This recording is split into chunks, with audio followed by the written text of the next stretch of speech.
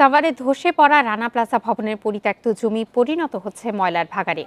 জমিটি দখলের চেষ্টা চলছে বলে অভিযোগ স্থানীয়দের। ওই জায়গায় নতুন করে মার্কেট নির্মাণ করে হতাহতদের আর্থিক ক্ষতিপূরণের ব্যবস্থা করার দাবি তুলেছেন শ্রমিক নেতারা। কচুরিপানায় ভরা এই জায়গায় ছিল আলোচিত রানা প্লাজা। ধ্বংসস্তূপ সরিয়ে নেওয়ার পর 18% জমি পড়ে আছে পরিত্যক্ত অবস্থায়। সামনের অংশে নিহতদের স্মরণে নির্মাণ করা হয়েছে একটি অস্থায়ী বেদি। এরই মধ্যে জমির সামনের অংশে দখল করে বসানো হয়েছে দোকানপাট ও অবৈধ গাড়ি পার্কিং। জমিটিতে এলাকার আশপাশের আবর্জনাও ফেলা হচ্ছে। এই নিয়ে ক্ষোভ জানিয়েছেন ভবন ধসে নিহতদের স্বজনরা।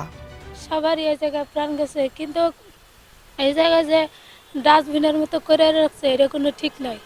এখনো দেখতেছেন যে এরকম সারা বছরে এরকম থাকে। 24 এপ্রিলের 2 দিন আগে এই দোকানপাট বন্ধ করে দেয়।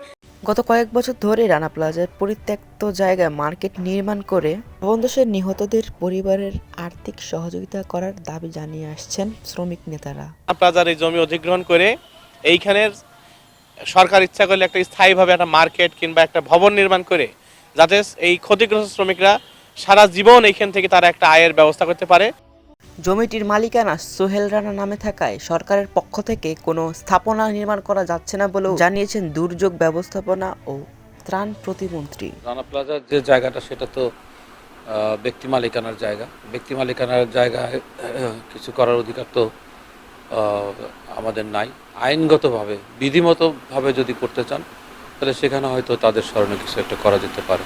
2013 সালের 24শে এপ্রিল রানা প্লাজায় ধসে নিহত হয় 1175 জন শ্রমিক। নিহত হয় অন্তত 2500। এই ঘটনাকে বিবেচনা করা হয় বিশ্ব ইতিহাসের 3য়তম শিল্প দুর্ঘটনা হিসেবে। আশিকুর রহমান সিয়াম, ইন্ডিপেন্ডেন্ট নিউজ, ঢাকা।